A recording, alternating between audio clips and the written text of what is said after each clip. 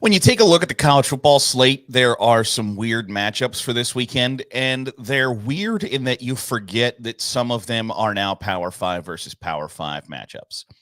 And I wonder just how long it takes for it to feel natural that BYU, Cincinnati, Houston, UCF are in Power 5 conferences, and if you forget or if that's just a me thing. The other day when we were talking about what does a group of 5 school have to do to be ranked, because none of the 25 slots are occupied by group of 5 schools, but I think 3 of the spots between 25 and 30 were.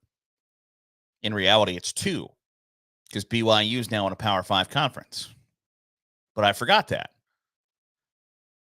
And that's the thing that I think is interesting, is that how long does it take for it to feel like, oh, yeah, they're a Power 5 school. They're on the same level as Alabama, Texas, USC, Ohio State, and Notre Dame. Because it feels like a while for some schools. For instance, has Rutgers ever felt like a Power 5 school to you? Hasn't to me. And I don't know if/when they will. For instance, Nebraska, when they moved to the Big Ten, is the complete opposite. It doesn't feel weird if you're a Big Ten school and you play Nebraska. You see Nebraska on the schedule, you don't go, wait, is that a non-conference? It feels right. It feels natural. It feels normal. When you see Rutgers on the schedule, is that a conference game? Does that feel right? And I think it's going to be the same way for some schools in the Big 12. Now, I think that's lessened by Texas and Oklahoma leaving. But the question still remains, if on Kansas State's schedule, they look and go, okay, there's Texas Tech, there's Oklahoma State, Iowa State, UCF. Is that? I just wonder how long it takes to feel like that's a natural game that should be played. Like it makes sense. And I think it's the same question for the Big Ten. When do UCLA, USC, Washington, and Oregon, when do they feel like members of the Big Ten? Like it makes sense. This is a natural game that should be played.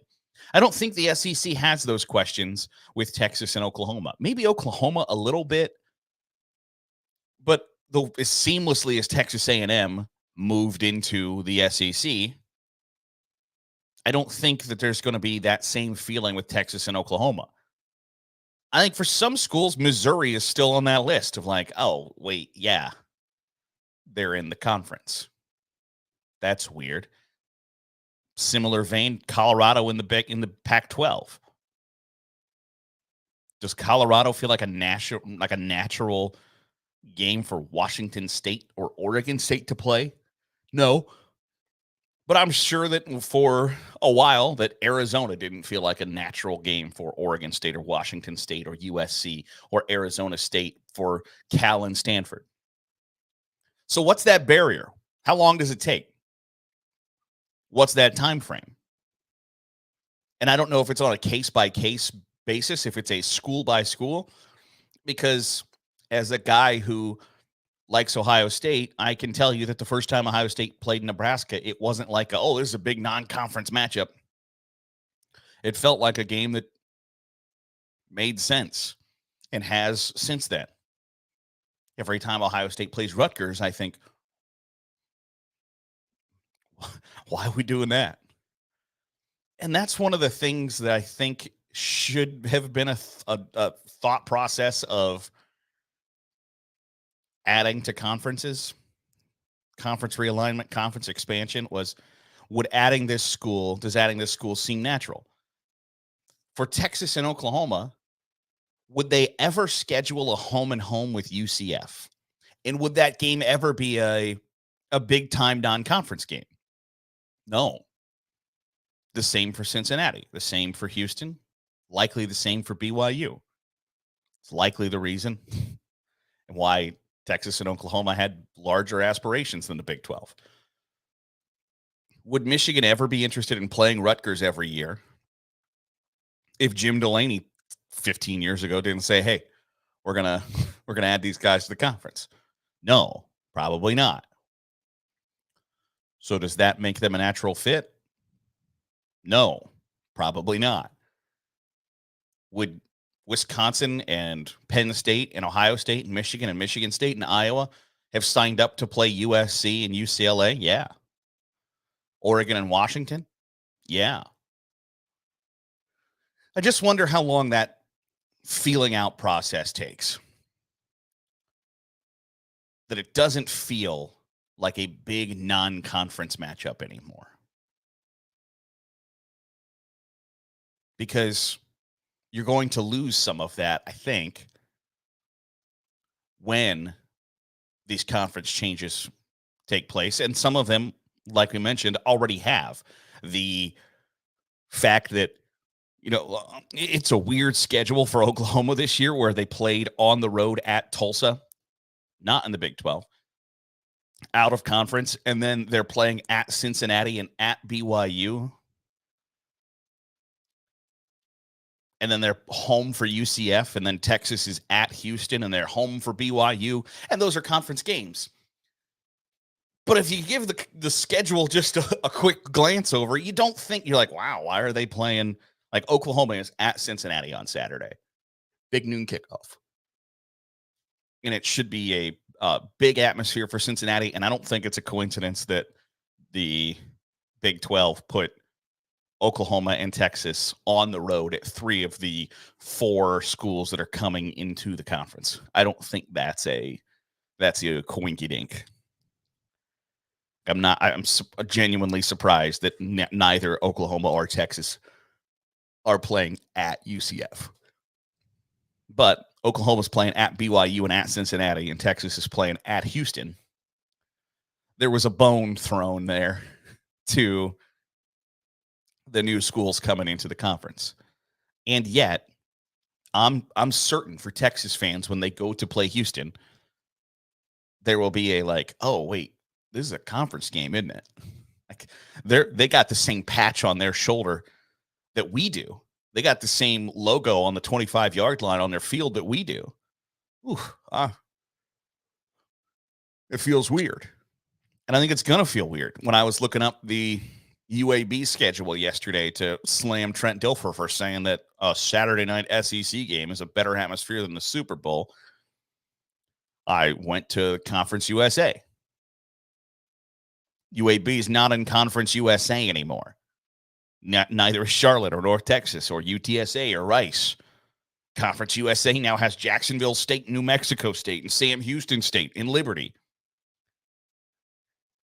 A lot of it doesn't feel natural.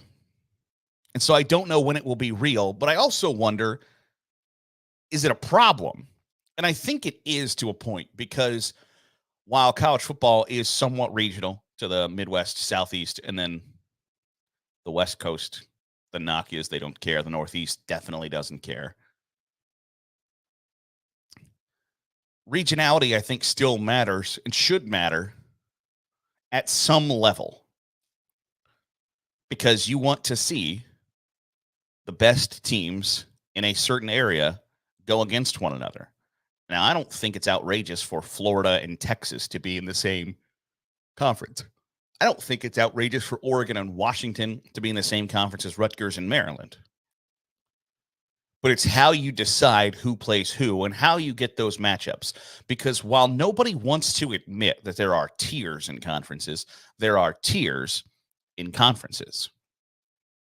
So you want your tier 1 schools to play your other tier 1 schools as often as possible, both from a competitive standpoint, from a conference standpoint, from a TV standpoint, and from a good for the game standpoint. We spent 120 years of college football avoiding playing the best teams against one another because somebody's feelings might get hurt. To hell with that.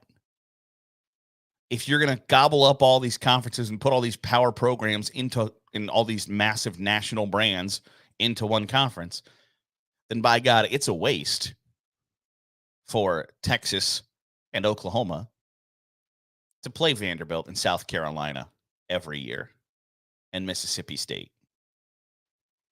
It's not fun to hear if you're not one of those top tier schools, but it's the truth. You are wasting opportunities if instead of USC playing Michigan and Ohio State and Wisconsin and Penn State and Iowa and Nebraska, they're playing Purdue in Northwestern, in Illinois, in Indiana. It's not fun to confront that, but that's the reality. That's what we want to see as college football fans. Now, you want to see an upset. You want to see South Carolina beat Oklahoma. You want to see Vanderbilt take down Florida. You want to see Northwestern beat Nebraska.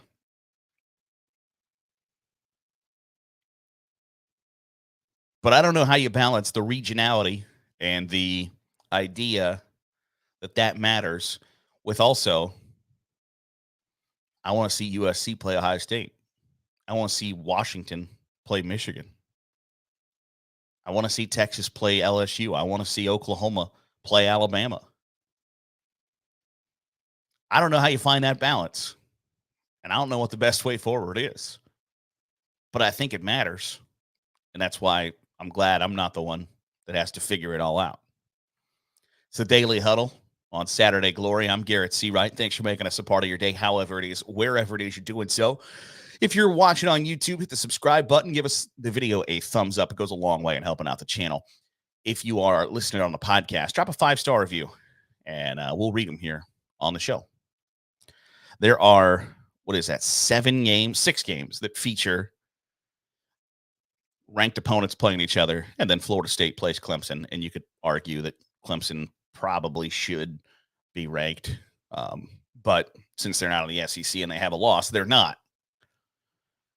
It's the first big game of the day on Saturday in a big day of college football.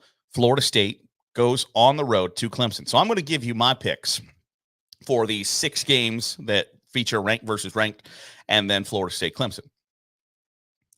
Florida State at Clemson. Mentioned earlier in the week, big opportunity for Dabo Swinney. Tigers have fallen on hard times. I think they get harder. Florida State wins. I don't know. The Seminoles didn't get any help from the ACC schedule makers that you go back-to-back conference road games where they probably should have lost to Boston College, but they didn't. So you know what? They're still the number 4 team in the country. I think Florida State's still really good. I think Florida State is, if they can get by Clemson, has a somewhat easy road to the college football playoff. And I think you need to mentally prepare yourself for that if you are a FSU hater. But that's the reality of the situation. So give me the Noles on Saturday at Clemson.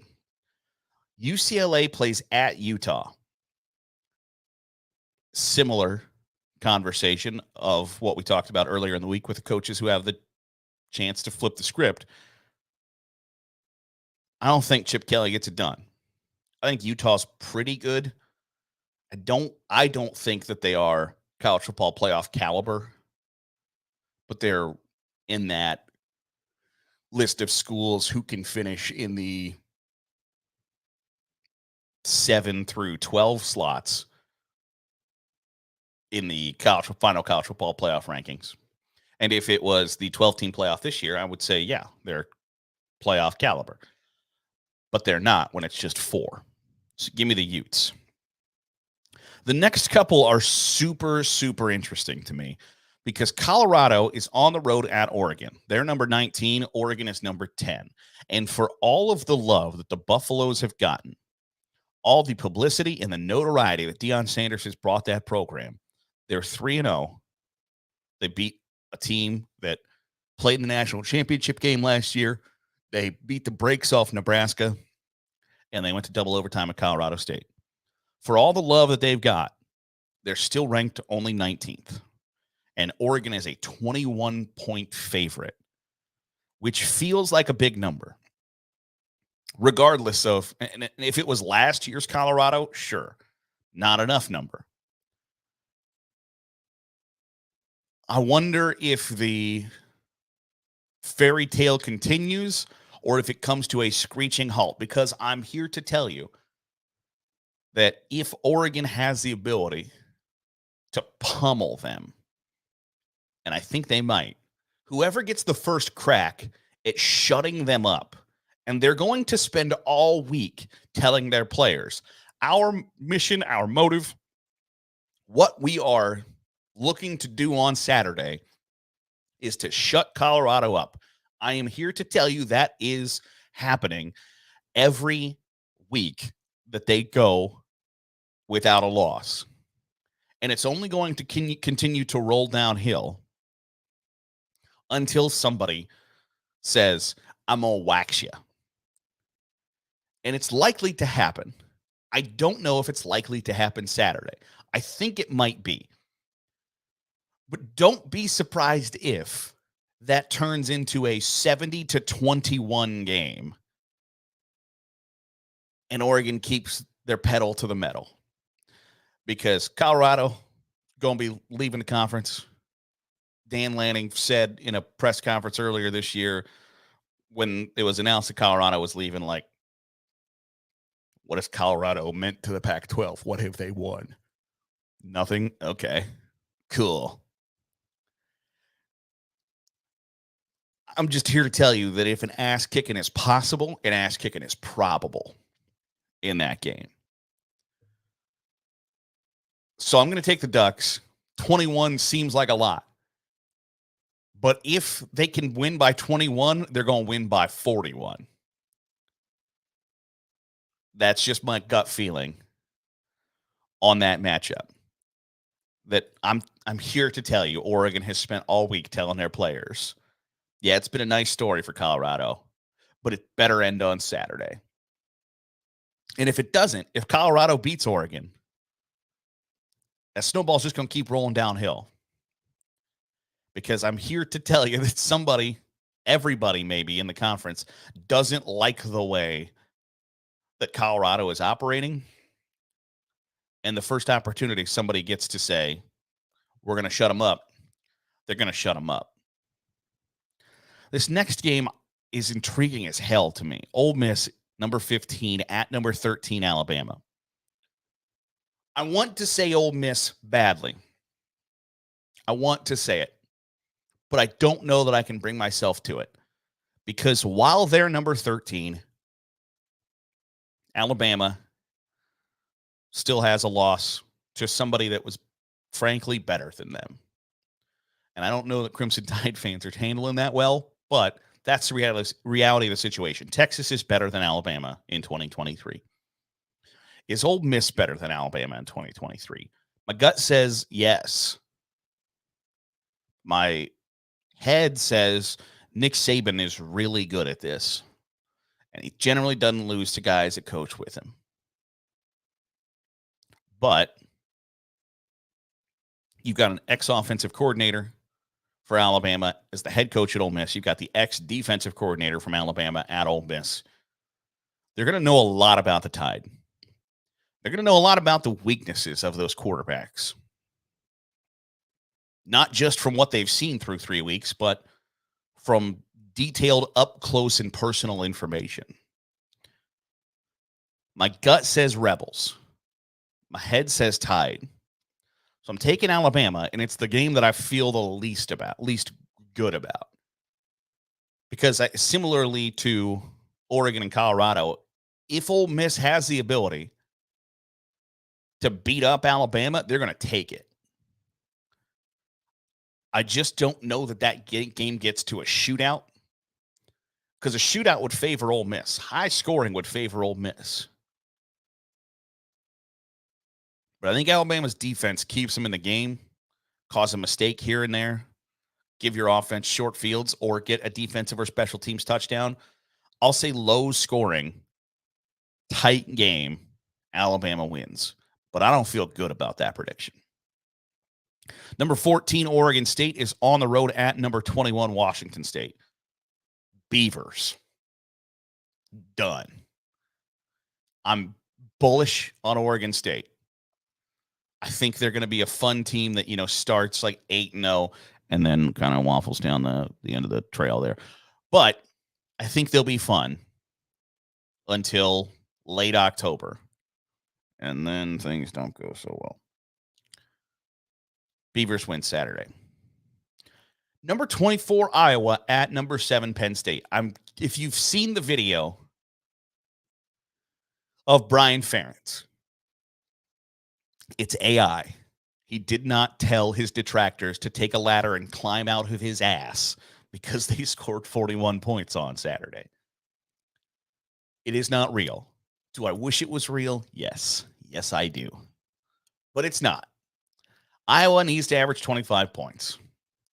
Not going to get there on Saturday. Give me the Nittany Lions big, emphatic, to the point where people will be talking about them in the same way that they were about Florida State after they beat LSU, and Texas after they beat Alabama. Penn State, in my opinion, looks impressive on Saturday and gets a big, wide win over Iowa. And the final game, primetime on NBC, it's number 6 Ohio State at number 9 Notre Dame. Green jersey game for the Irish. Traditionally, that has not gone well for them. Marcus Freeman is an Ohio State grad. And they played to open the season last year. It was a 21-10 victory for Ohio State, where it was one of those games where Ryan Day said, I'm going to prove something to somebody. I'm going to show that we can run the football. That's great. You got a first-round NFL draft quarterback and 3 first-round wide receivers. Nobody cares if you can run the football or not, but they did, and they won. Traditionally, Ohio State has lost games at home in big-time non-conference matchups and won games on the road. They beat Oklahoma on the road, and then Baker Mayfield got to plant the flag at midfield at Ohio Stadium. When they played USC, I think they lost both of those games, actually, but they lost at home. They played Miami at home probably 10 years ago at this point and lost. It seems as if on the big-time non-conference games, they lose at home and win on the road. I'm going to take Ohio State to beat Notre Dame. I think they've got more talent, and I think when those big games come, there's a different gear that Ryan Day kicks the offense into, both on tempo and then also in just intensity and play calling diversity. And the knock from Ohio State fans is that Ryan Day's not a good play caller, which is ridiculous. He just generally takes what the defense gives him, and you can't go broke making a profit. But they don't like that. But I think Ohio State's more talented, and there's a different intensity in those big games. So I'll take Ohio State. I don't think that eliminates Notre Dame from college football playoff contention. However, I saw earlier this week where Urban Meyer had said the non-conference schedules for Michigan and Georgia should be a detriment, not a positive. They should be knocked for their bad non-conference schedules. And I think he's right. And I think you should reward tough non-conference schedules. I think Ohio State should be rewarded for going to Notre Dame, and I think Notre Dame should be rewarded for wanting to schedule Ohio State. But when the college football playoff was first announced and somebody said, hey, this is going to lead to more high-profile, tougher non-conference matchups, and schools will be rewarded even if they lose, Bob Stoops said, I'll believe it when I see it. We haven't really seen it yet. So I think Notre Dame or whoever loses is not eliminated from college football playoff contention. You just got to win the next 8 in a row. Easier said than done. But I look for kind of a high-scoring matchup that gets into the 30s for both sides on Saturday between Ohio State and Notre Dame. So those are my predictions. Want to hear yours? You can tweet us at Saturday Glory. You can tweet me at Garrett Searight. Drop a comment on the video. Let me know who you think wins FSU, Clemson, UCLA, Utah, Colorado, Oregon, Ole Miss, Bama, Oregon State, Washington State, Iowa, Penn State, and Ohio State, Notre Dame. It's going to be a fun, big, prime, packed weekend of college football, and we'll be back on Sunday to recap it with you here on the Daily Huddle with Saturday Glory. Again, hit the subscribe button, give the video a thumbs up. It really helps. And if you're listening on the podcast, drop a 5-star review. That goes a long way in helping as well. So we'll recap on Sunday. I'll see you then. here on Saturday Glory and the Daily Huddle podcast.